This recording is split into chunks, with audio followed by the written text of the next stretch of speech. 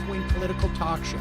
We go live every weekday at 11 a.m. Central Time on our YouTube channel. You can find it by searching for The Majority Report. We talk about the news, we take libertarian callers, we have debates, we interview guests on topics ranging from the post-Civil War Reconstruction era, child poverty, capitalism, the intellectual dark web, and more. And that's all just within the last month. If you want to hear what smart, progressive political talk that is occasionally amusing sounds like, then you need to tune in. And you're always welcome to call in if you want to hear the correct opinion on any given topic. I will give it to you. Tune into The Majority Report at 11 a.m. Central Time on YouTube or later wherever you get your podcasts.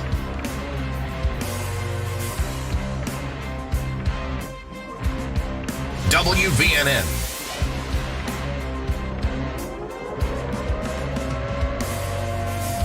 You're listening to the Valley Labor Report with David Story and Jacob Morrison.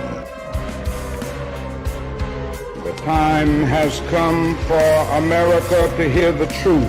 We are going to stand with them, and not only are we going to fight for their rights, but we're going to stand up for our rights here in our state, in our homes, and in our community. One day longer, one day stronger. One day longer, one day stronger. Because the future of labor's rights in the United States of America is not going to be decided in the courts. It's not going to be decided in Congress. It's not going to be decided on talk radio, and it sure is not going to be decided on Fox News. Solidarity forever. Solidarity forever. Solidarity forever. For the union makes us strong.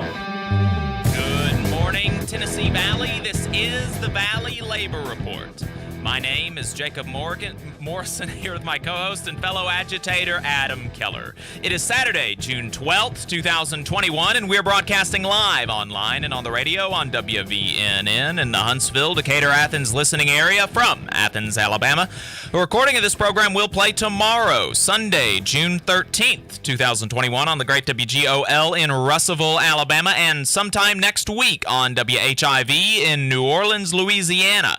We are talking to members of the NYU Grad Workers Union about their organizing, their recent strike, and their new contract, taking your calls on today's show. So don't forget, folks, the North Alabama DSA has a necessities drive this Saturday and every Saturday from 3 to 5 p.m. at the IBEW Local 558 Union Hall on Clinton Avenue, right across from Yellowhammer and Campus 805. So bring by your non-perishable food items, your PPE, clothes, blankets, all that kind of stuff, and your donations will be forwarded to the Manor House. You can follow at DSA North Alabama on Twitter for more information. If you want to see what we're up to throughout the week and get our snide quips about the news of the day, then you should follow us on social media. We're on Facebook at facebook.com/The Valley Labor Report. We're on Twitter at Labor Reporters. I'm on Twitter at JacobM_AL. If you missed part of the show and want to go back and watch it later, you can search YouTube for The Valley Labor Report and subscribe to our channel. You can go back and watch the full show there, and we also clip segments and release them throughout the week. We upload the program on more than 11 different podcasting apps. So to see if we are on your listening platform of choice, you can go to thevalleylaborreport.transistor.fm/subscribe. We've got a website where you can buy our fantastic union-made hats and union-made stickers. You can go to thevalleylaborreport.org and get those. And finally, if you appreciate our work and want to help us stay on the air, then consider throwing us a couple dollars a month on patreon.com/The Valley Labor Report. Today, we are joined by members of the Graduate Student Organizing Committee of the UAW Local 2110 in New York, representing graduate workers at New York University. Why don't y'all introduce yourselves?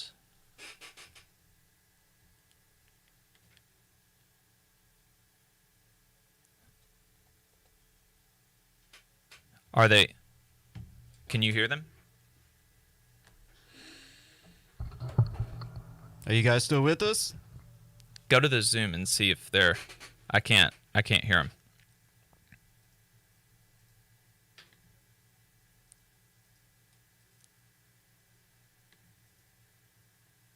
Oh, I'm not.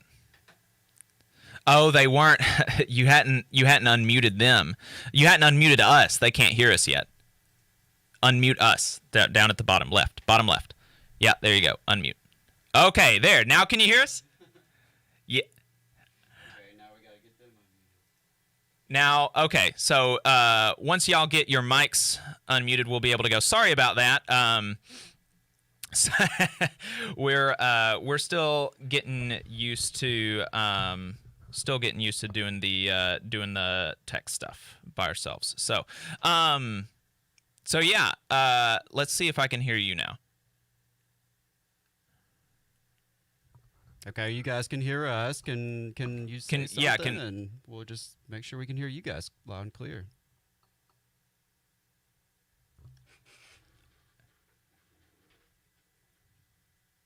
Can y'all hear us? Yeah, they can hear us, but we're not hearing them? Oh, man. I don't know what the problem would be. Shoot. That's, Will you guys make try sure one more mic time? 3 is on. Make sure mic 3 is on, Adam. Mic 3 on the board. There we go. Okay, now let's try it one more time. Live radio. Test. Can you hear me? Yes. Okay, there we go. Sorry about that. Business, yeah. And we're in business now. Thank you, David, for being in the chat to save us. We appreciate it. Okay, so let's start again. We are joined by members of the Graduate Student Organizing Committee with the UAW Local 2110, representing graduate workers at New York University. Folks, thank y'all so much for hanging on with us and jumping on the line to talk to us today. Why don't y'all introduce yourselves? Hi, I'm Arundhati Velamur. I am a third-year PhD student in the Department of Teaching and Learning at NYU, and I'm really excited to be here. Thank you for having us. I'm going to pass it to Sarah. Hi, everyone. I'm Sarah Skla. I'm a PhD candidate in history at NYU and a member of GSOC UAW. And likewise, we're really excited to be here and to talk about, grad student unionizing and unionizing nationally across the country and how we can all build solidarity. Lee? Hi, everyone. My name is Leandra Barrett. I go by Lee, and I am a PhD candidate at NYU as well. I'm doing my PhD in American Studies, and I'm thrilled to talk about worker solidarity across the country and our successful strike this past May. So thank y'all so much for having us. Absolutely. Thank y'all again for coming on. And so, thanks for mentioning what you're studying. Could you tell us some about what you do as graduate workers? Like what do y'all do for wages, in addition to your studies? So I think there are so many different jobs that graduate workers do at NYU and at so many universities. I was an adjunct instructor until last semester. And so there's a lot of teaching that many of us do either as adjuncts or as teaching assistants. We have a lot of hourly workers who do different kinds of jobs, including research and also administrative jobs. We have people who, I know someone who runs the teacher residency program in my department. So there's like really quite a wide range of jobs that graduate students do while they are also studying. Right. Yeah. Right. I'm sorry, Sarah, Lee, were you gonna add something to that? I'm just saying, I think Arundhati did a really great job summarizing it, but we do our own research and conference proposals, and we write journal articles, and none of that, according to the university, counts as work. Right. But we know that is work and that we bring value to the university and to our students when we do so. And then, we are teachers, so we lead classes, we grade papers, we assign readings. We have, people who run programs in our union. So I ran the History of Women and Gender seminar for a while. And we just have all sorts of people working. The university would not work without us. It would also not work without undergraduate labor and also, contingent labor, because like every other industry, the university is just hell-bent on undercutting, worker permanency and benefits. Yeah, that's something that I was actually talking to my mother about this morning, about how there are,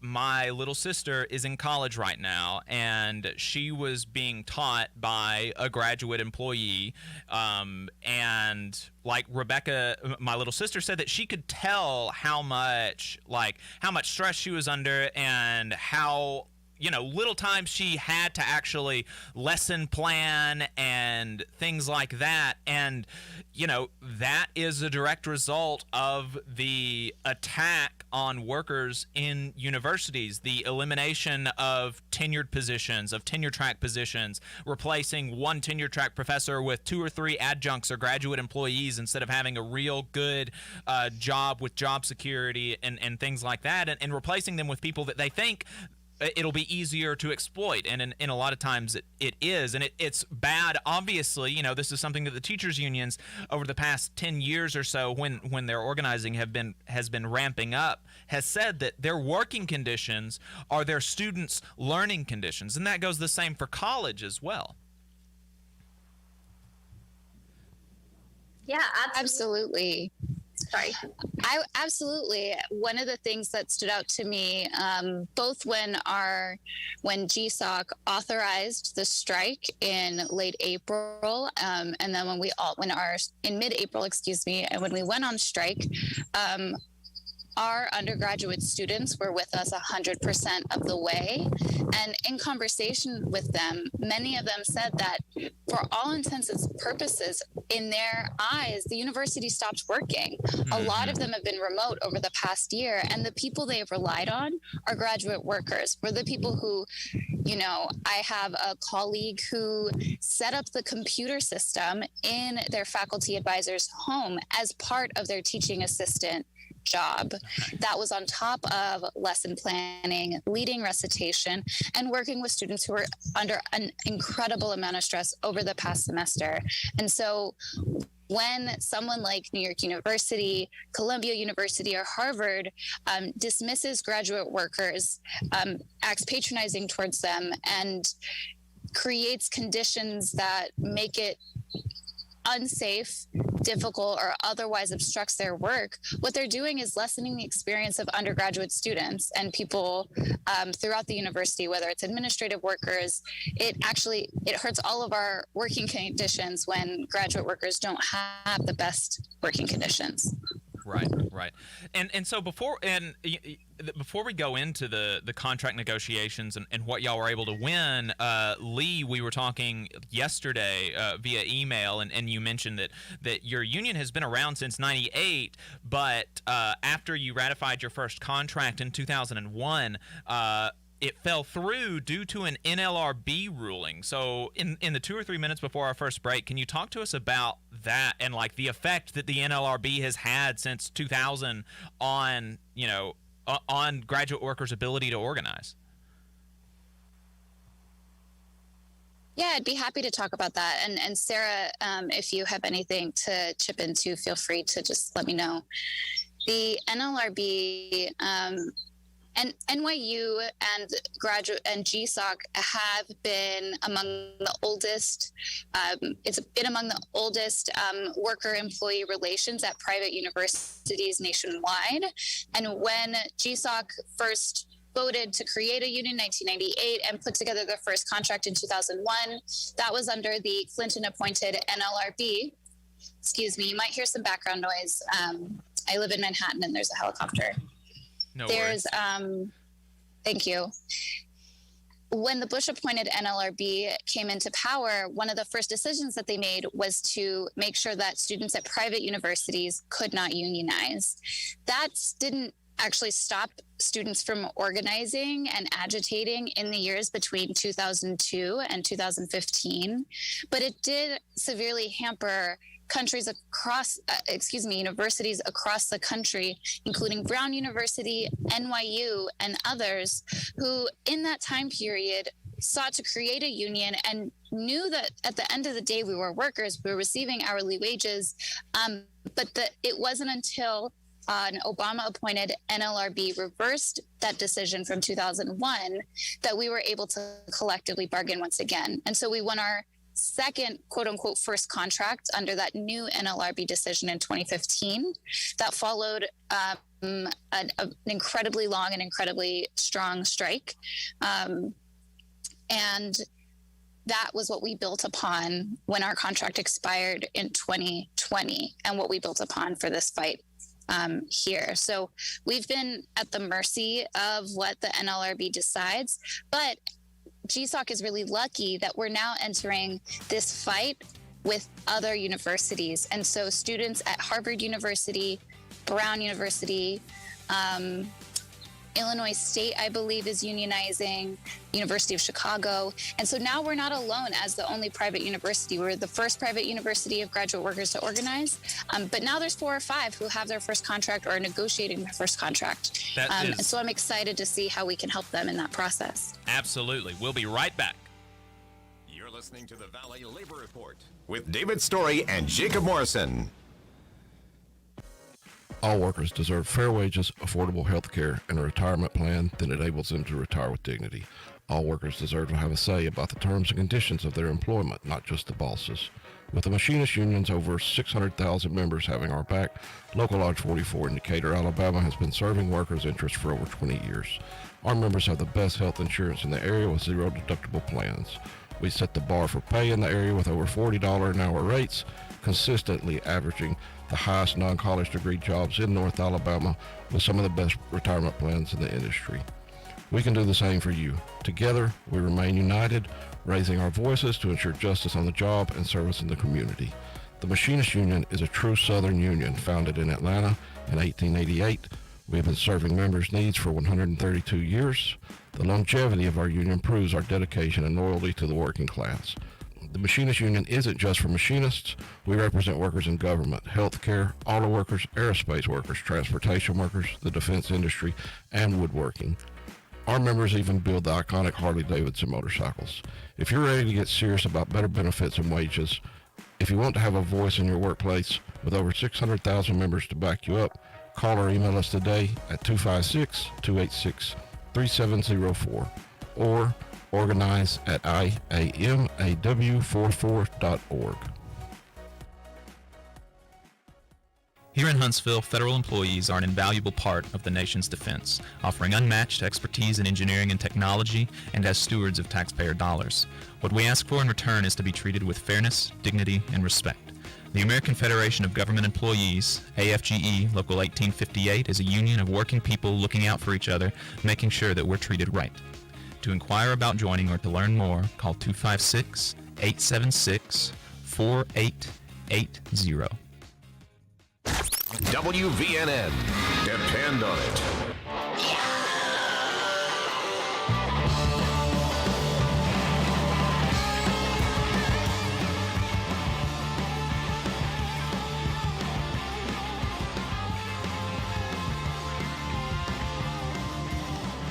All power to the workers. This is the Valley Labor Report. My name is Jacob Morrison, here with my co-host Adam Keller. We are joined by Hadi, Lee, and Sarah from the Graduate Student Organizing Committee of the UAW Local 2110, representing grad workers at New York University, talking about grad worker organizing. They mentioned about the NLRB decision in 2001 that prohibited graduate workers from collective bargaining officially. Obviously you can't stop organizing. You can't stop people from coming together and fighting for better wages and working conditions at all, but you can deny them sanctioned routes to collective bargaining, and that's what the NLRB did in 2001. That decision was overturned in 2015, and now they got their first contract, they said, in 2015, and they just renegotiated their first. And the one of the things that I'm interested in, and that seems to me very difficult in graduate worker organizing, as in other transient workforce organizing, is the transient nature of the workforce. How do you keep the membership engaged and present, and when the membership turns over every year or every 2 years? You don't have the same people like at other UAW locals. For example, one's in the one in Spring Hill, Tennessee, where they're a manufacturing plant. When we went up there to walk the picket line with them back in 2018, we talked to people that had been there for 20, 30, 40 years. Y'all don't have that. It's impossible for you to have that. So how do you keep it going?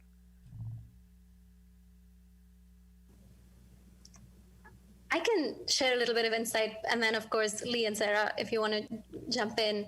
I've been thinking a lot about this. I was on the bargaining committee for this last contract, and I was thinking about, some of the kind of tremendous wins that we had. And it's true. It's like it is a really transient kind of group of unit members. And one of the things that I've realized is that this history that Lee just talked about, right? Like, that's our legacy. And the people who organized back in 1998, and then in 2001, and then in 2000, and then they went on strike in 2006, 5 and 6, and then in 2015 as well. We really are still very much connected to the people who fought those fights and to the organizers. So today, when I think about what has positioned us really strongly to have won this incredible contract, it was really these incredible organizers who went before us, who were really kind of intrepid and brave, and really went out and said, we will do what it takes to get us what we deserve, to get workers what they deserve. And, just having that history is so meaningful. And I think it's one of the things that made our fight in the past year really empowered us in so many ways, because we had people who were able to give us a lot of, who were able to explicitly consult with us on what we should be doing. But also, I think history is such a powerful thing, to know what has been accomplished and what hasn't been accomplished, and also an understanding of how NYU as an institution operates was something that we had learned, and how that had shifted over time. So I think it's really important to kind of build intergenerational solidarity within these unions, and to make sure that even when when the three of us leave NYU, we leave behind something for future organizers to build from and build with, and that we stay connected to them. I think that's a huge part of it. Yeah. Well, and how do you? I think if I could add something really quickly, and I hope that I think one thing that I valued about NYU, I actually chose NYU as a graduate school for my PhD because graduate workers were unionized. I knew I would be protected as a graduate worker here than I would have been as a worker elsewhere. One thing that GSOC has taken from a liability to an asset has used the transientness of our workforce as a way of ensuring there's consistently a kind of radicalness and agitation coming to the bargaining table. So, for example, between the fall and spring semesters of this past year, fall 2020 and spring 2021, the entire bargaining committee turned over. And what that meant is that the people who were fighting could say like they had that fresh energy, had that fresh perspective. And I think one of the reasons we were able to make such radical demands, really, starting at a starting wage of $46 an hour, tops off campus, making NYU a sanctuary campus, healthcare for everybody, that was possible because we had kind of fresh faces at the bargaining table and also in the rank and file. And it took a lot of work, certainly, to get everybody excited and to ensure everyone knew their rights as a union worker and what the union could offer. But the fresh faces in that way were more of an asset than they were a liability, because everybody was really excited for what they could win. it sounds like that even though the transient nature, that's a real thing that y'all have to deal with. It sounds like even though y'all aren't going to be members of this union 10 years from now, y'all are still going to y'all are going to be available for, or y'all will have, while you're here, pass down your knowledge and built up people to replace you, but also even down the line people will be able to come to you, and y'all have been able to have that resource as well. So even though there's like a transient nature, there's still a wealth of knowledge from the people that organized back in '98 that you can pull from, even though they're not officially members of the union anymore. In a big way, yes, absolutely. Like to this day, we've been talking to people who have organized with us with NYU in the past, and so that's absolutely right. And some of them even came to the picket line, right? I think that was really fun on the picket line. There was someone who I knew. I think I've been at NYU the longest of us. 7 years is really like the longest you can be in our union, because after 7 years you move actually into the adjunct union. So part of it also is that we have these different. We're connected to other unions, right? It's not just 2110 isolated and alone, right? We have, the adjunct employees union who's at NYU. We have the UCATs, which is the library and clerical workers, who honestly have been holding it down for who knows how many years, right? And so to have people who were on the bargaining committee in 2015 come to our strike, or to have people who were involved in the fight in the early 2000s or the late 90s come down to the picket line and say, I'm so proud that this is still the legacy, and to know that even when I leave NYU, I will be there, when the next contract fight comes around. And I think that that's part of what's really valuable, and it's also really advantageous that New York is a union town, as we say, right? So we have such a strong network to build on, and such a wealth of knowledge, both from our own lineage and from other unions and union fights in the city, and we're passing it forward. A bunch of journalists are likely to go on strike, and we've been picketing with them. Yes, and we sent an invitation to the New Yorker Union to talk about. They're going to be releasing a strike, either a strike issue or a labor peace issue on their own, and that is, man, this is such a good time to be a union person. I think I'm really excited to see what they do, and looking forward to hearing more from y'all on the other side of this break, folks. Make sure that you stay tuned. We are talking to Erin, Hadi, Sarah, and Lee from the New York University Graduate Student Organizing Committee, UAW Local 2110. And on the other side of this break, we're going to be talking to them about what the university was trying to get them to accept, why they didn't accept it, and the strike, and then winning it. So, folks, we'll be right back. Make sure you don't turn the dial. Stay tuned. Huntsville's #1 news, talk, and weather station. WVNN Athens. WVNN FM Trinity. A Cumulus station. It's 10 o'clock. From ABC News, I'm Brian Clark. The G7 summit continues today in England. President Biden meeting on the side with his French counterpart, Emmanuel Macron. What you demonstrate is that leadership is partnership, and we do appreciate, and I think we can deliver great things for that. One item on the agenda for the group of 7 leaders, climate change. But some activists at the conference say they need to see action, not just words. Campaigners like Max Lawson say, we've been here before. Climate change has been on the agenda of the G7 since maybe 2003.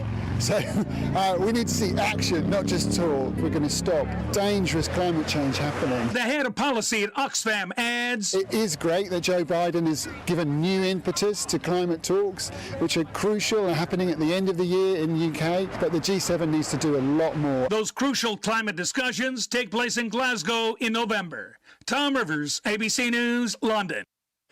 Today marks 5 years since 49 people were shot and killed at the Pulse nightclub in Orlando. Many of the dead and wounded were members of the Latino and LGBTQ communities. ABC's Elwin Lopez is in Orlando, where there are memorials today. The U.S. Senate unanimously passed legislation this week to make Pulse nightclub a national memorial. Now it's on President Biden's desk, where it is expected to be signed into law. Right now, police in Austin, Texas are investigating an overnight shooting in the city's entertainment area downtown that left 13 people hurt. Interim Police Chief Michael Chacon said, I'm happy to report that at this moment we do not have any persons that are deceased. We do have 2 patients that are in critical condition. They are looking for a suspect. The TSA says it screened more than 2 million air travelers on Friday at U.S. airports. That is the first time more than 2 million people passed through checkpoints since the pandemic began. You're listening to ABC News. Maybe you can relate to this. A lot of people think they're stuck with their health plan. It costs too much, or for whatever reason, they just don't like it. But great news, you are not stuck with it. There is a choice. It's called MediShare, and you could save so much. The typical savings for a family is $500 a month. Major difference maker. This is the affordable alternative to health insurance. And just to give you a little more info about MediShare, it's a Christian healthcare sharing ministry. It's worked beautifully for 26 years, has more than 400,000 members, and they've shared over $3 billion of each other's medical bills. So yes, they can help share your needs too. So you're not stuck. There's an excellent alternative, whether you're single or married, you got a family. MediShare is super flexible. You can choose an option that works for you and start saving lots of money. You can join anytime. They're great to talk to, no pressure. Call 877-26-BIBLE. That's 877-26-BIBLE. 877-26-BIBLE. The Dale Jackson Show. Weekday mornings only on WVNN. You call the principal, J-Rig, add it up. You call the first, add it up. You call the principal, J-Rig, add it up. You call the five. Labor creates all wealth. All wealth should go to labor. Good morning. This is the Valley Labor Report. My name is Jacob Morrison, here with my co-host Adam Keller. We are joined by Arundhati, Lee, and Sarah from the Graduate Student Organizing Committee of the UAW Local 2110. We're talking about graduate student organizing and what they've been going through this morning. Yeah, and this is Adam. I just wanted to thank y'all for a point you made on the other side of the break. It is so critical that activists and organizers in the labor movement pass their knowledge down. I feel like you should approach the work always looking for your replacement, basically.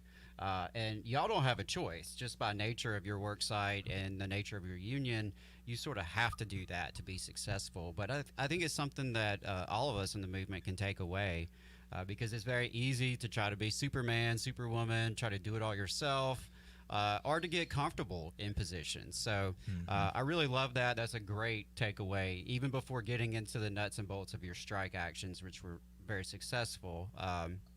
Thank you for that lesson. So let's talk about that then. Y'all just came off of a strike.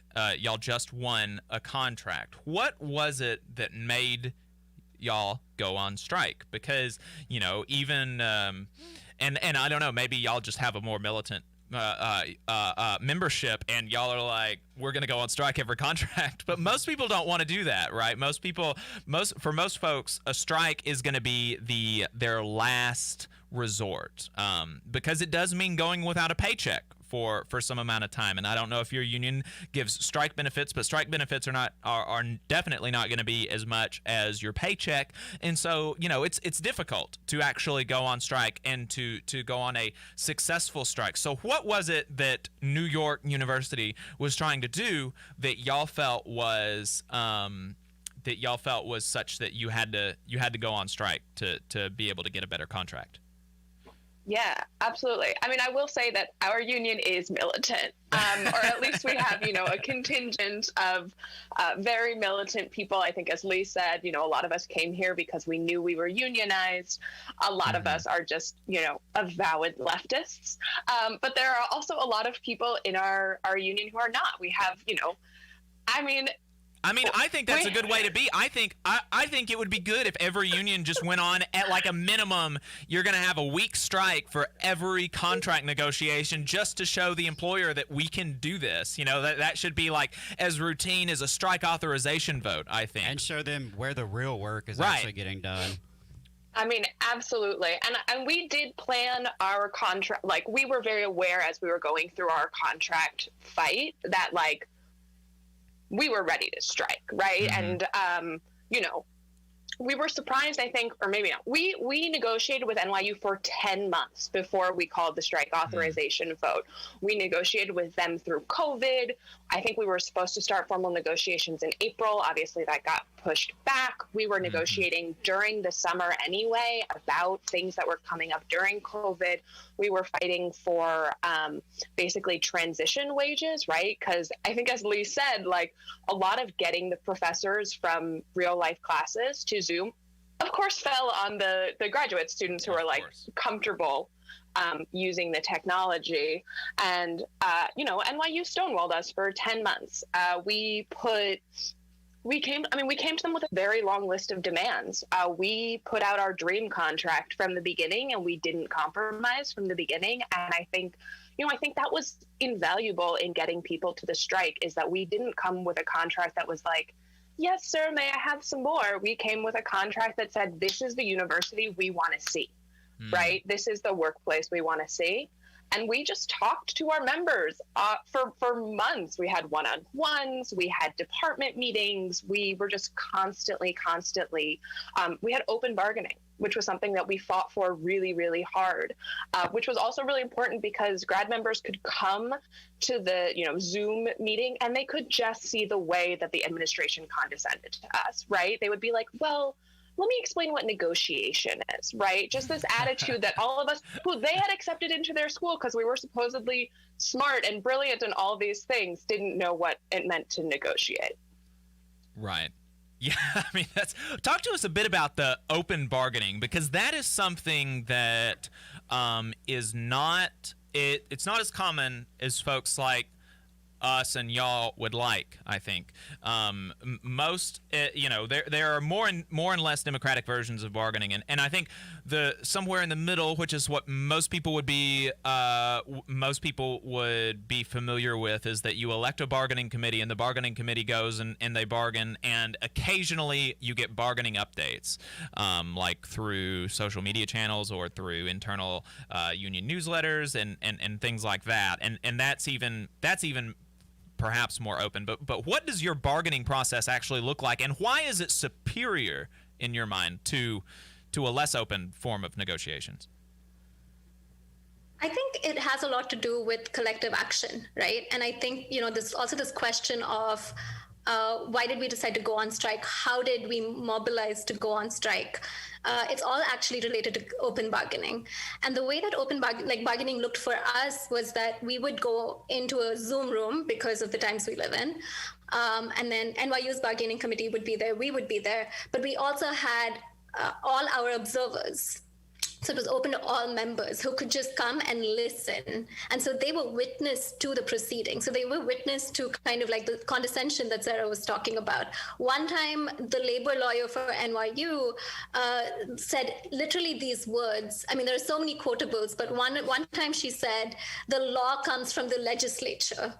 And this is, part of their process of like stalling, right? Because they are not making any moves. They're outright saying that our demands are unreasonable, which they are not, because we've done a lot of research into thinking about what it means to make a living wage as a graduate worker who can only work 20 hours a week at the university. But, when you have your membership witness this, right? They don't have to take our word for what is going on in the room. So that already is like, as an agitational tool, it's so powerful. And I think open bargaining was crucial to us kind of getting this incredible contract that we have now.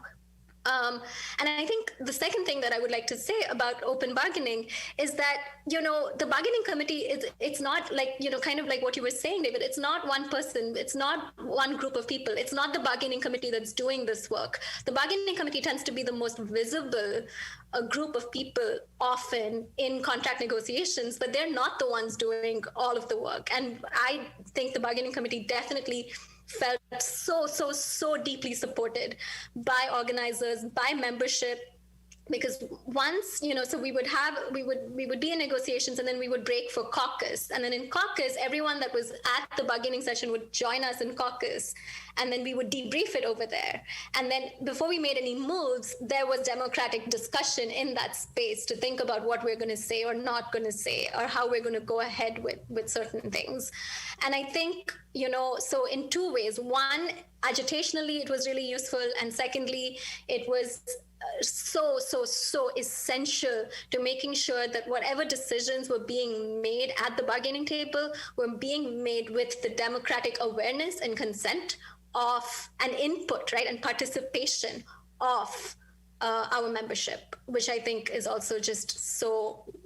I can't imagine, doing this without that. Right. Yeah, Lee. I was going to add that the ability to what Arundhati is speaking to in terms of personally being witness. So I was not a member of the bargaining committee. I'm rank and file, but at one point in the process, I actually gave testimony back in October of last year of the personal challenges I face as a chronically ill worker. And so I shared with both bargaining committees that I reached my annual out-of-pocket limit in our healthcare in about 3 months because of the sky-high prices of the medicine that I take that basically keeps me alive. And so that in that same bargaining session, or perhaps one bargaining session prior, the university spokesperson, so you can imagine how emotional it was for me to go forward and speak for 5 or 7 minutes about, the most challenging thing that I've faced in terms of healthcare.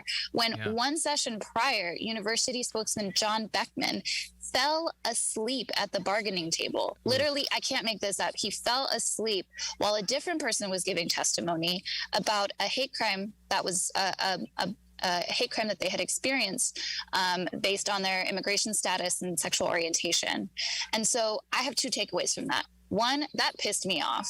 That meant that I still remembered that, months later, when it meant that I had to forego wages. I knew that NYU could do so much more based on the math that we had done, and but also based on seeing them at the bargaining table. The second takeaway from that open deliberation and the open decision-making, what it meant is that when it came down to sustaining energy throughout the strike, that's what we were able to call upon and say, look, we've been at the table with you all the way through this. And also, NYU, it's chump change to them. Right. Yeah, and I that's the fact that it's chump change to them. People are paying so much more for tuition. This is another point of the conversation that my mother and I talked about this morning, is that folks our age pay multiples of what she paid during when she went to college. But she had tenure track professors for like all of her classes, and she had people that had job security and good wages and stuff, and we don't have that anymore. We have people in Alabama, and we may actually, if y'all are free for more than an hour, we may keep you a bit longer, because a lot of this has been just learning what y'all have been going through. But I want to hear some of what you would say to people down here, graduate workers who don't have unions, but like at UAH, they literally have what I would call poverty contracts. They're contracts that pay them approximately the poverty line. The poverty line in Alabama is $11,500 per year, something like that, and I think their contracts are for like $11,800 here a year.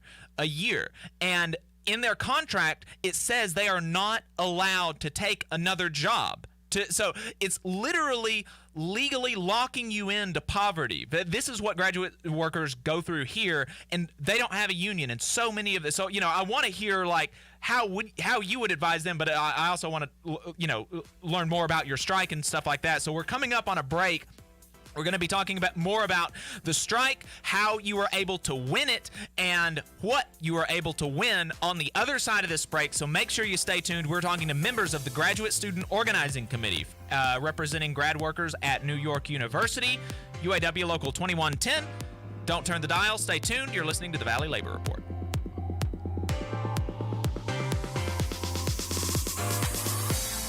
You're listening to the Valley Labor Report with David Story and Jacob Morrison. The Valley Labor Report is also supported by listeners like you. If you value the work that we are doing, injecting a different perspective into talk radio, and you have the means, consider signing up for a monthly donation on patreon.com/The Valley Labor Report. Again, that's patreon.com/The Valley Labor Report to support our work and keep us on the air. If you're looking for contractors with lower than average EMR and TRIR, if you need to supplement a workforce at any level for any amount of time, if you need iron workers that come trained and certified at no extra cost, or if you need workers from superintendent down to general laborer and you're looking to start work on a project, or you're unhappy with your current contractor situation, you need to call my friend Jeb Miles with the Iron Workers Local 477. They only work with the best in the business, vetted contractors, and can do all kinds of jobs from roofing to steel and bridge erection, from welding to heavy rigging, from structural repairs to machinery alignment, and much more. They supply manpower on 4 of the 5 largest projects in North Alabama, so you know they're legit. If you need good quality, safe, efficient, diligent, and knowledgeable workers on your job, then you need the Iron Workers Local 477. Call Jeb Miles at 256-383-3334. That's 256-383-3334, or via email at local477@bellsouth.net, and make sure you tell them that you heard about them on the Valley Labor Report. For up-to-the-minute news, log on to WVNN.com. Depend on it. Put it there, boy. We'll show these fascists what a couple of hillbillies can do. All right, folks, welcome back to the Valley Labor Report. My name is Jacob Morrison, here with my co-host, Adam Keller. We are joined by members of the Graduate Student Organizing Committee of the UAW Local 2110, representing grad workers at New York University, Sarah Arundhati and Lee.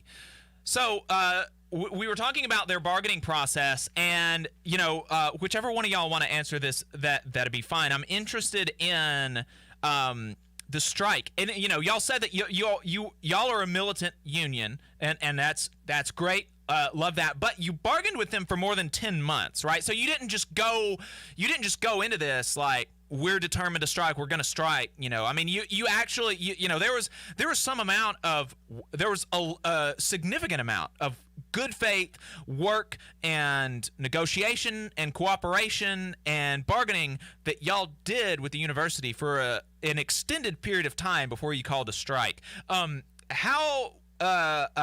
What was the breaking point that made you decide to strike, and why was it so effective? What would you credit to your to your being able to win the strike?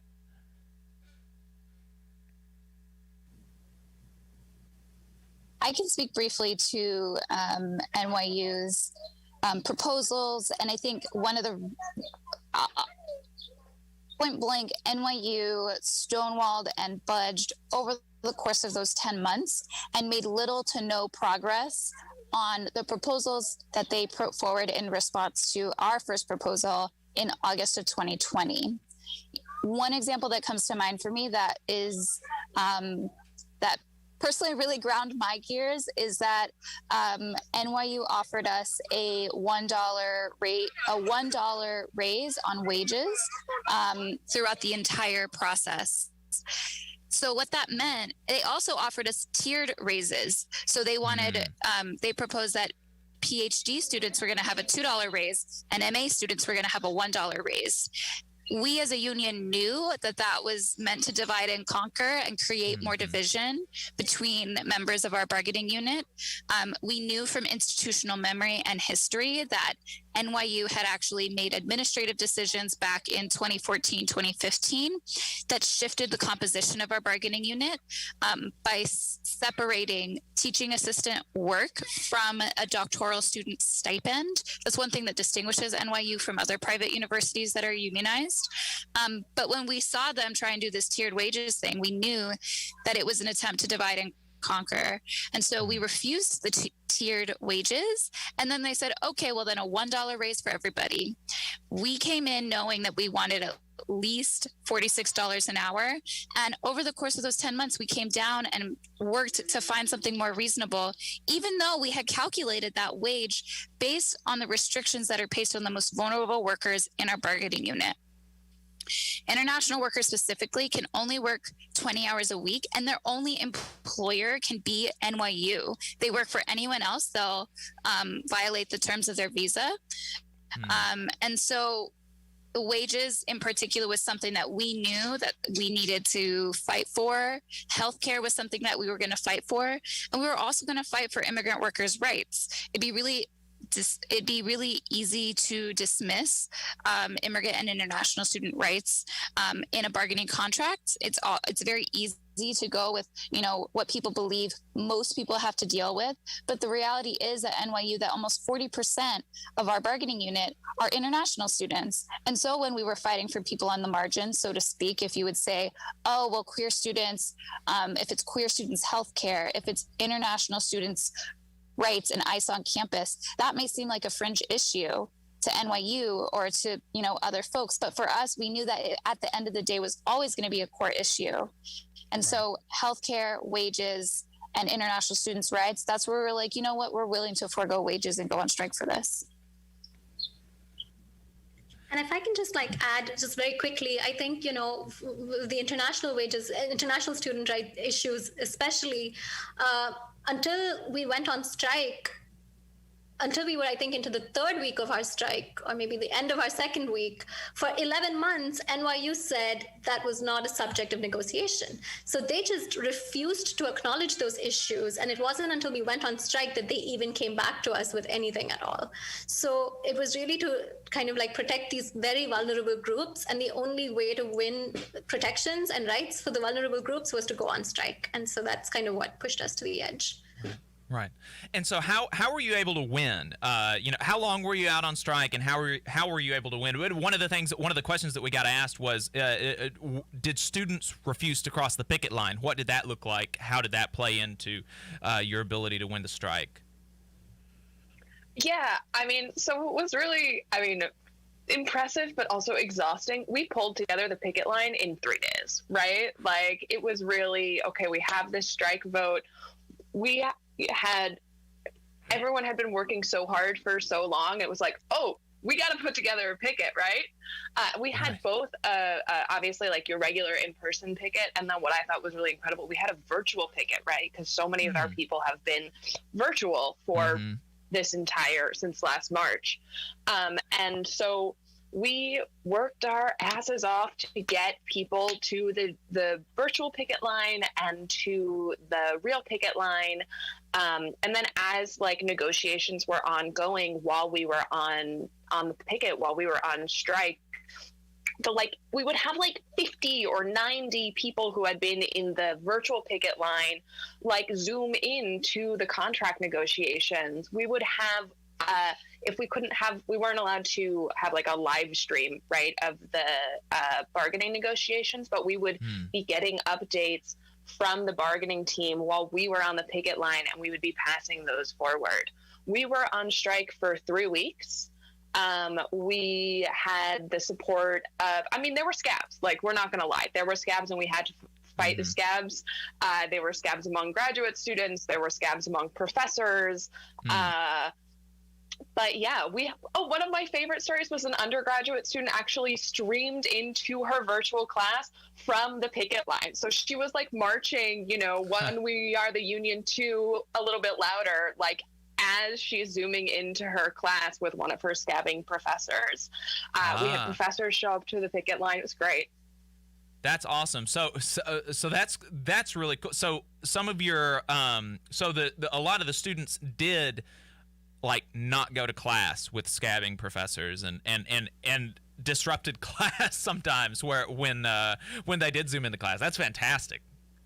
Yeah, I just have to shout out YDSA, and we kind of got this. I'm going to show this T-shirt that we got made. I saw that. Video. So it's GSOC YDSA Solidarity, because YDSA members at NYU really showed up and kind of were there every single day at the picket line, and we wouldn't have had such a successful strike if it weren't for their kind of commitment and just solidarity, and really, really, really kind of going out of their way to support us. Mm-hmm. And so, undergraduates really, really were a huge part of this fight. Right. And what you mentioned is that, the students could really tell that the university just shut down when y'all were on strike in a lot of ways. Yeah, for sure. I think I remember this went viral, but one professor tried to take over a graduate instructor's class, and the students wrote to her saying, no, you will not do that to our to our instructor. We really love her. She's amazing. And so, yeah, I think they were quite vocal, and actually it took a lot of courage, in my opinion, for them to stand up to the chair of a department. Absolutely.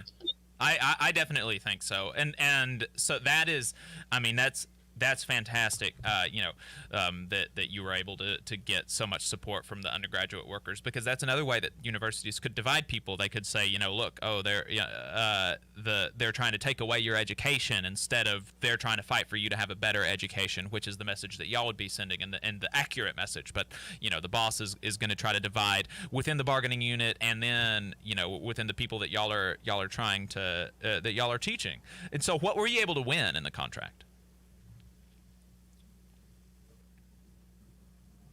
So much. We were able to win so much, and I'm still kind of reeling from it. So one thing was that, the wages issue was really bad, and they were giving us, first they gave us these tiered wages, and then and then when we said, in fact, it's really interesting, because they said $21 for master students and $22 for PhD hourly workers. And then when we said, that's not okay for you to do this, they said, okay, we'll just give everyone $21. So that was actually also an instance, in my opinion, of regressive bargaining from them. But then eventually, when we went on strike and everything, we ended up with a 30% raise from our previous contract. So from 2019, 2020 to 2020, 2021, we went from $20 an hour to $26 an hour. So that's a 30% raise. And the contract ends up at $30 an hour by the end of it. So that was a really huge win. Another really tremendous win was for healthcare. We have a huge healthcare fund now. So now we're in a position where a lot of people, healthcare costs, as we know, are just impossible in this country. And so people can go in, graduate workers can go in and apply for reimbursement from the healthcare fund for out-of-pocket costs. We also, the international and immigrant win is another huge one, because for the longest time that was not a subject of negotiation. And then all of a sudden, I think, the strike was working. We were becoming a nuisance. This university was coming to a halt, because 40%, as Lee said, of all our workers are estimated to be international and immigrant workers. So we got protections from ICE, not just for graduate workers, but for all members of the NYU community. That's the language in our contract and the side letter. And also we got a fund for international and immigrant workers to file taxes, because their tax situation tends to be so complicated, and the university refuses to help with that. So there's another fund that students can draw into.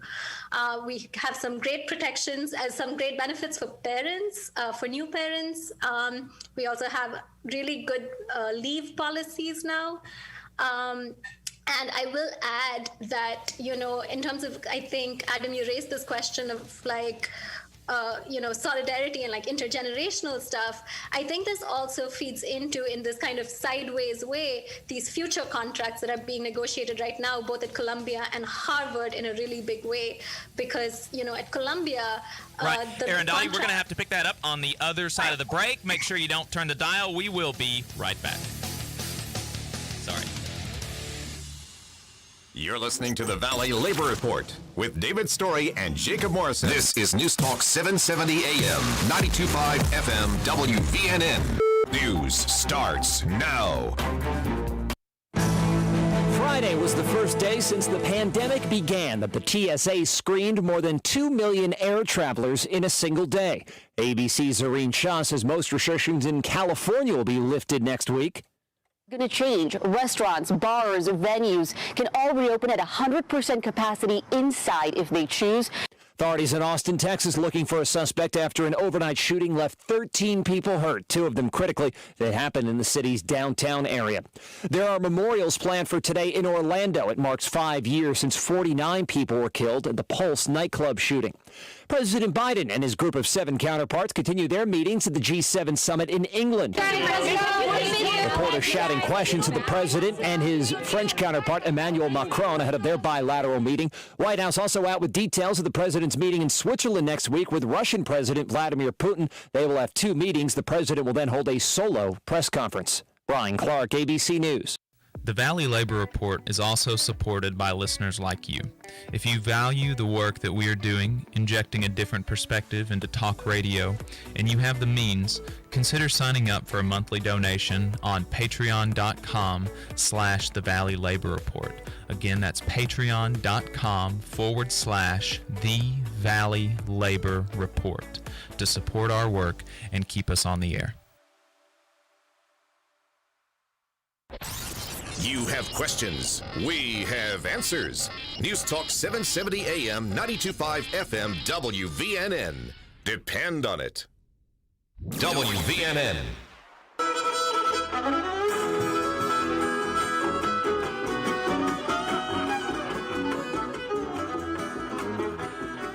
All power to the workers. This is the Valley Labor Report. My name is Jacob Morrison, here with my co-host Adam Keller. We are joined by members of the Graduate Student Organizing Committee, UAW Local 2110, Arundhati, Sarah, and Lee. Arundhati was talking about the things that y'all were able to win after your 3-week strike at New York University. Sorry, I had to cut you off there. No, that's okay. Thank you. I've never done this before, so this is quite exciting for me. I guess I'll just wrap up quickly. But I wanted to say that, one of the things that was really powerful to us at the bargaining table, especially, when it came towards the end of our strike, was the fact that at Columbia, they had a big no vote just then. So what happened was, their contract negotiations had reached a point where the contract that was presented to the rank and file was rejected by the rank and file. And for instance, that was a great rejection because that was not a very good contract, if I'm being honest. I think that contract took wages from $17 to $20 by the end of the contract. And we were already at $20 an hour at NYU. So it was just absurd that these 2 universities in New York were treating, there was so much disparity between the 2. But the fact that contract was voted down really empowered us because I think it put some additional fear in NYU's heart. Not that I think they have a heart, but, I think it instilled some fear there. And then they were kind of terrified of that happening in our case as well, because we were on strike. The university operations had come to a halt. And it looked like, uptown, at the uptown campus, things were not going according to plan. So, the solidarity that really extends across generations and across schools and across spaces is also so important. It empowers other fights. That's exactly right. That's a good note to hit on because that's something that we've talked about with this mine workers strike. One of the things that they've been saying that we've talked to members about is that, if we accept this terrible contract, then that's not only going to hurt us and our community, it's going to hurt other mine workers across the state and across the country. So it's, a rising tide really does lift all boats, but the rising tide is not, the millionaires and billionaires. The rising tide is going to be the workers that are actually doing the work. If you rise, if you bring them up, then everybody is going to be able to come up. So, where I want to end it on is, how would you begin a conversation with a graduate worker from a non-unionized campus, down here in Alabama. I know that there are some listening right now that that are going to be listening to the recording in the future, that they work for literally. I know people that work for minimum wage, $7.25 an hour here in Alabama. Graduate workers, they have a bachelor's degree, and they're working for minimum wage while paying to go to school. It's not like they get minimum wage on top of having a tuition scholarship. There are people that get minimum wage on top of paying tuition. I mean, it's insane. I don't know how, and it's crazy, but there are no unionized grad workers, officially unionized. There is some CWA minority union organizing at UA, but it's not, there's no big, even a large solidarity union presence at UA with the CWA. And so there are a lot of people that they want to do something, but they're scared because they know that labor law in this country is toothless. They've never seen it done here. Like the workers in Bessemer, for a lot of them, this is that's the best they can do. And so what if I lose it? How would you start a conversation with a worker like that?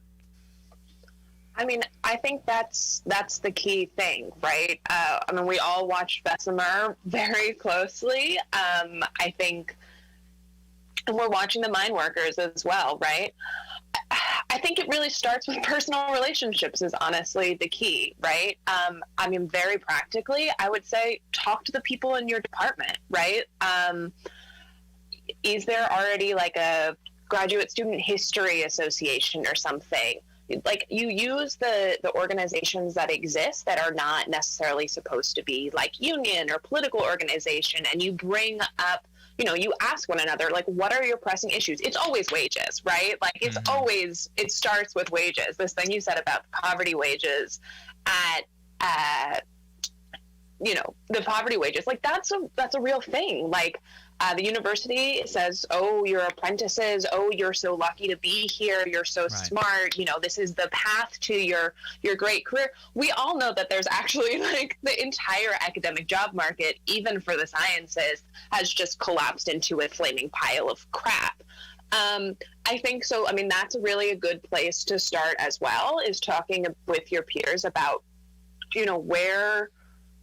where things are now. And for me, it's always really important to think about not what is the university that we have, but what is the university that we want, right? A university that we want that is not just focused on how much tuition it can raise, but a university that is focused on developing people's love of learning. Sorry, maybe that's corny. I'm a humanities person.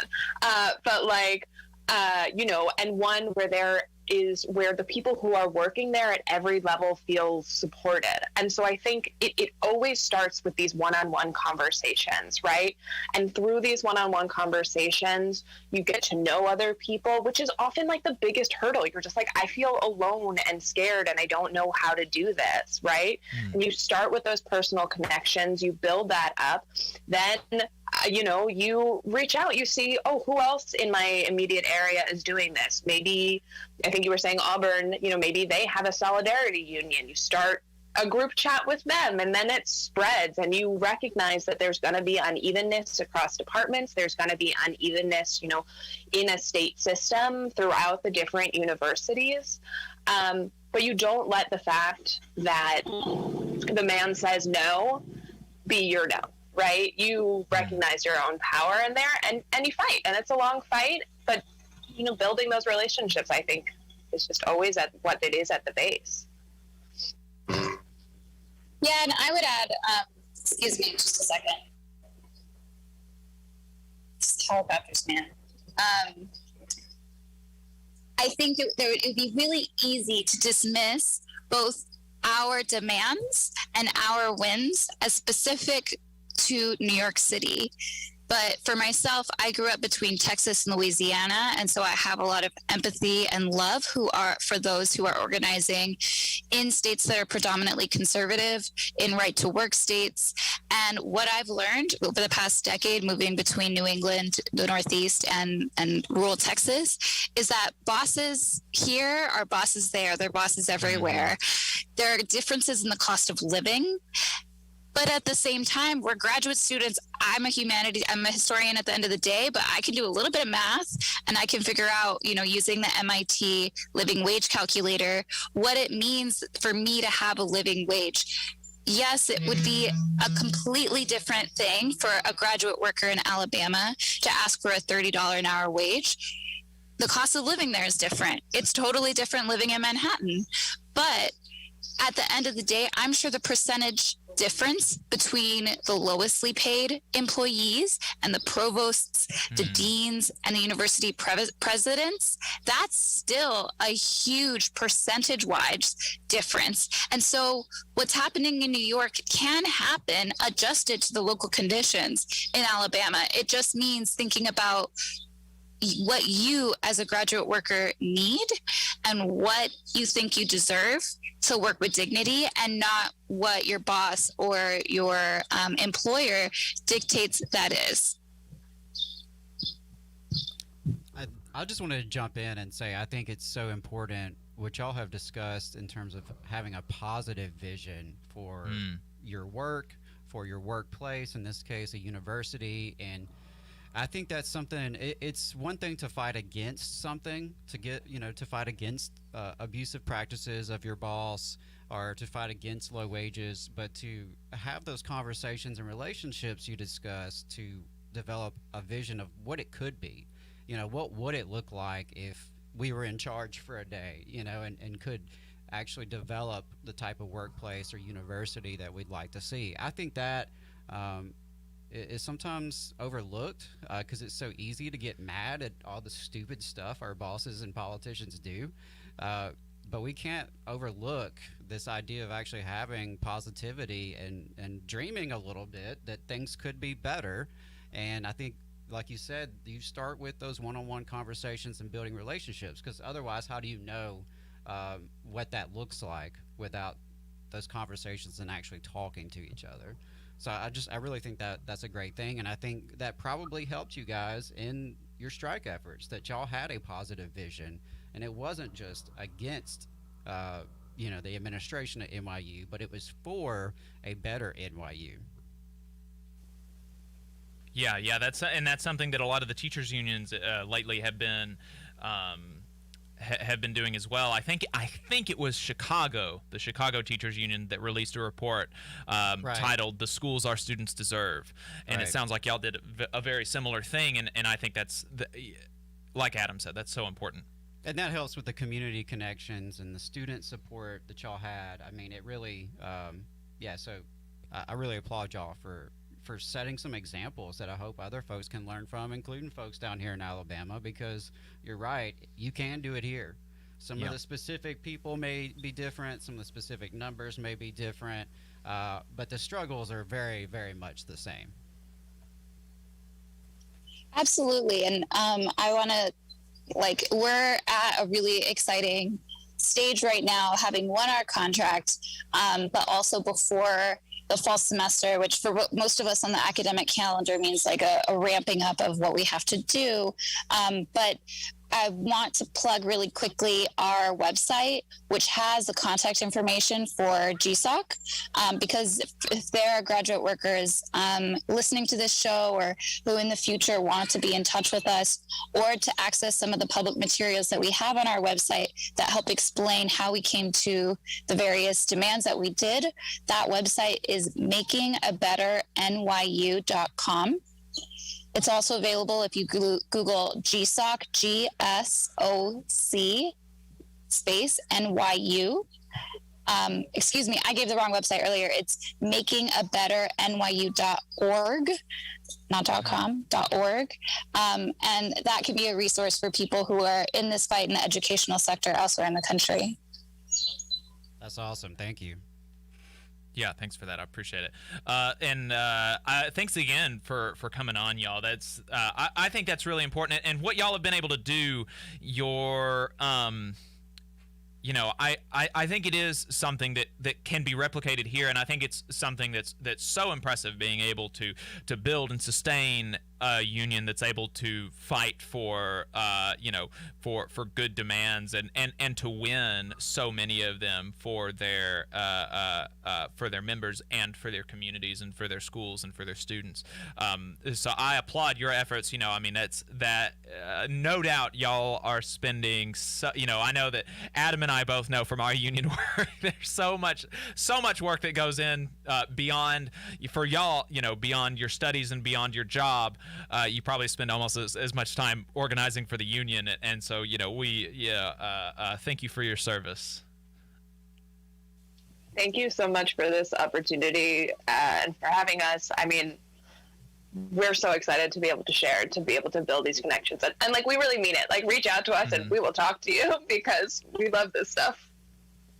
Yeah, I can tell. I can tell from y'all talking and that there's a real energy and a passion for each other and for your community, and I think that's something that is so important to have as a unionist. If you don't care about your brothers and sisters in your community, you're not going to be very effective as a union. Yeah, and I would just add that I think that care, for me at least, my sense of it is it comes from a feminist place. So I would also characterize it a lot of the work that this union has done has come from a feminist place.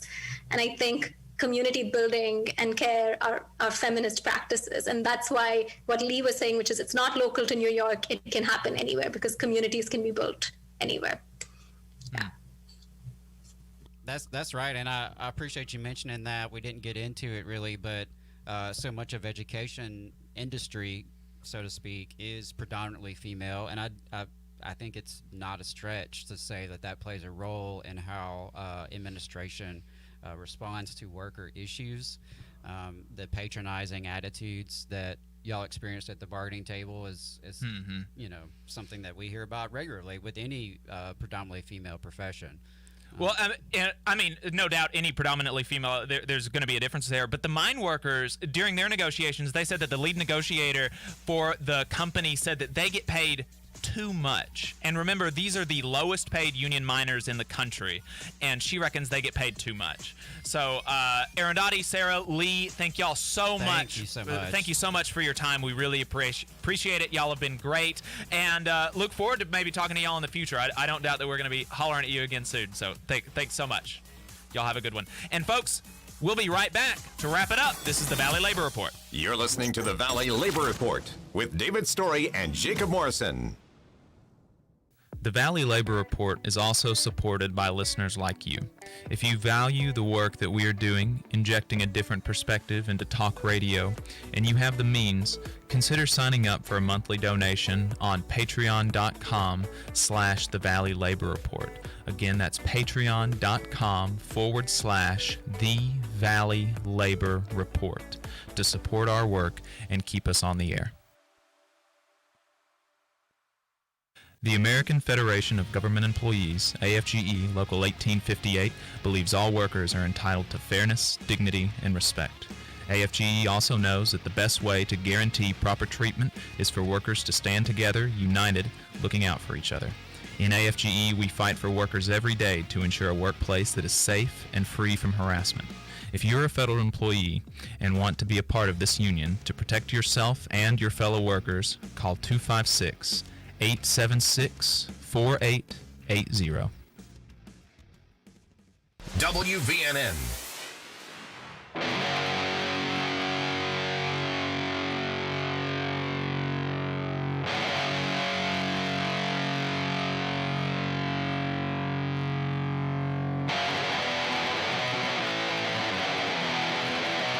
Let's go! All power to the workers. This is the Valley Labor Report. My name is Jacob Morrison, here with my co-host Adam Keller. We just wrapped up a conversation with members of the Graduate Student Organizing Committee, UAW Local 2110, representing grad workers at New York University in New York City. We were talking to Arundhati, Lee, and Sarah.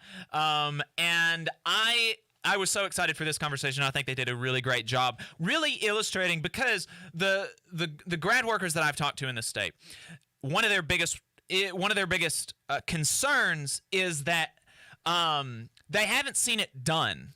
They haven't seen it done at all, much less successfully.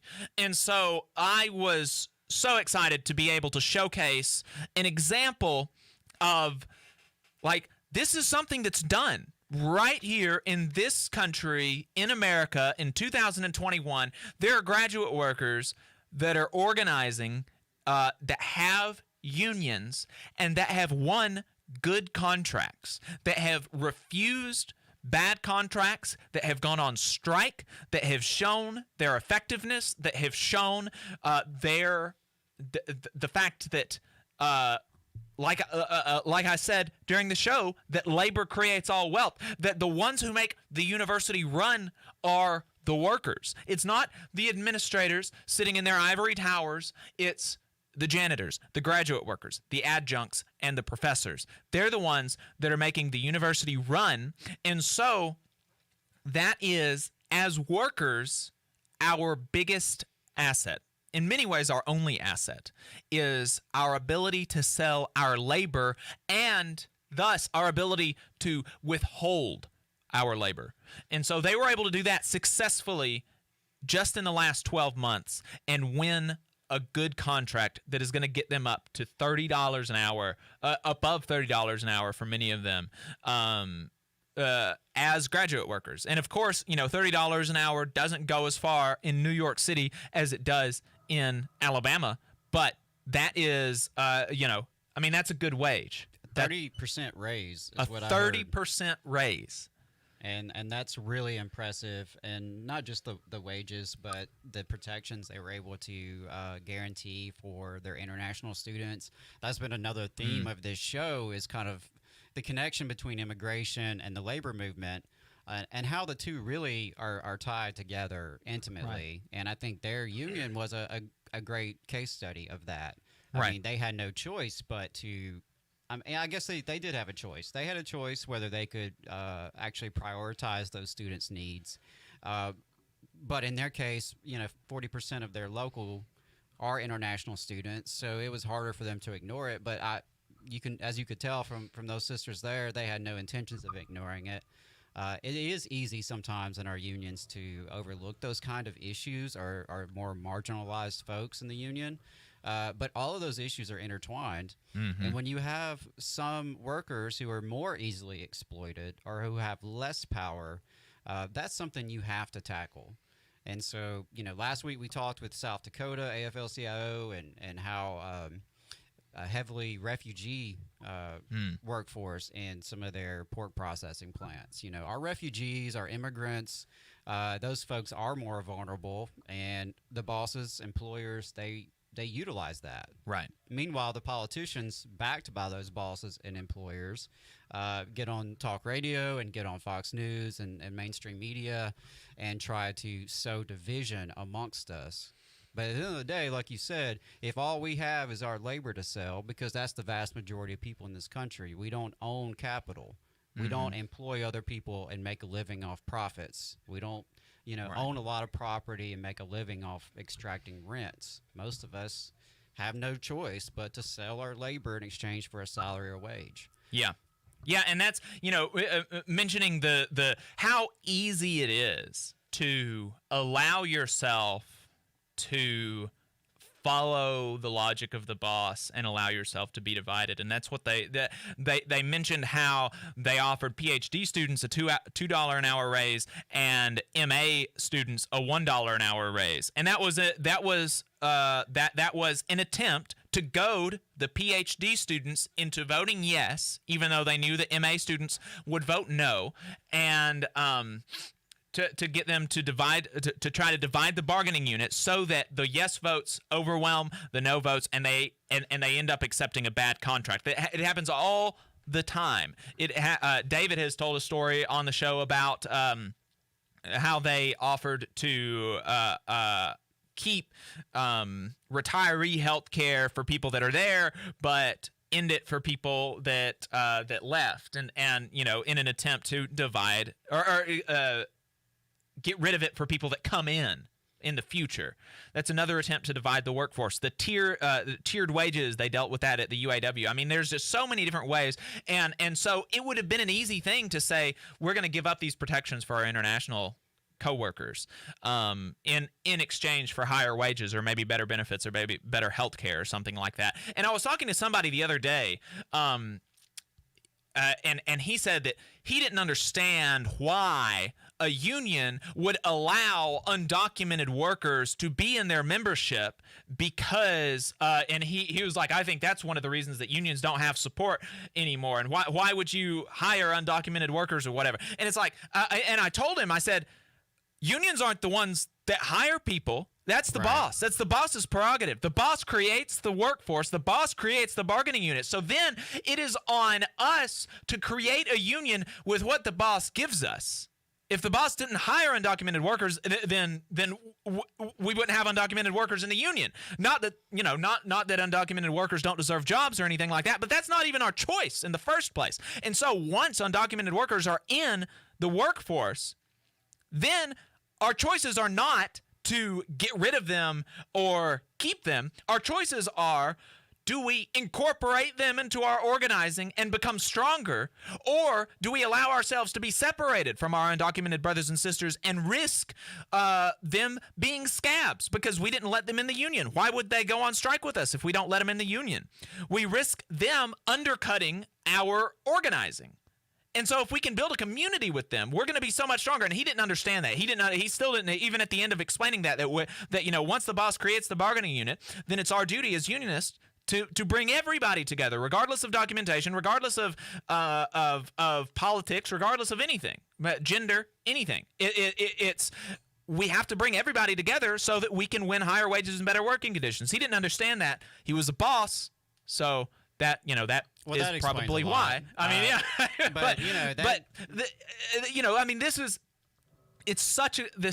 I'm so happy with this interview, but because it showed that it can be done, even with a transient workforce. And so a lot of their advice can go for transient workforces that are not graduate workers.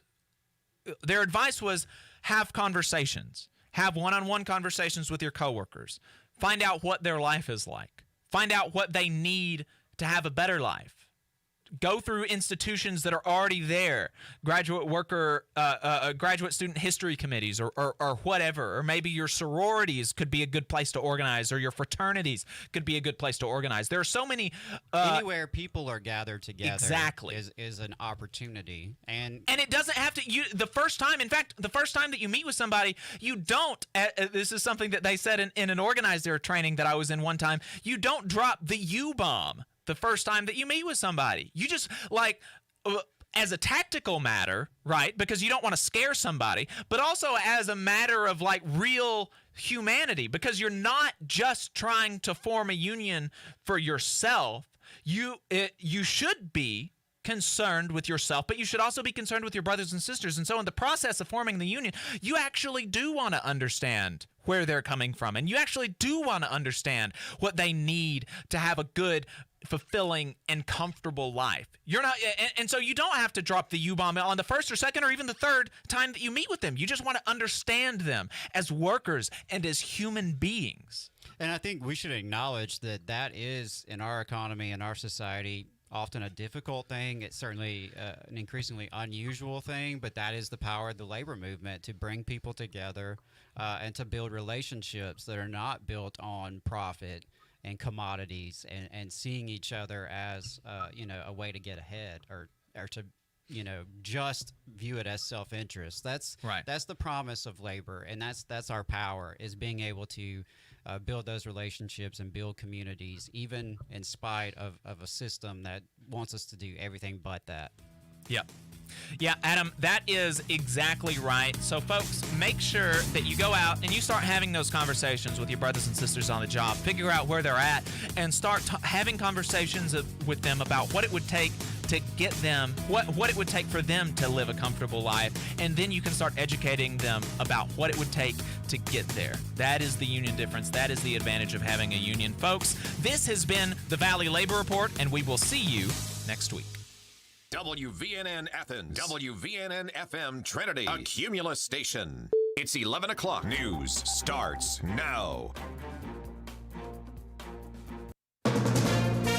From ABC News, I'm Dave Packard. On day 2 of the G7 summit in England, the U.S. pushing Democratic allies to publicly call out China for forced labor practices. President Biden meeting with French President Emmanuel Macron today. The pair telling reporters they're both excited that the U.S.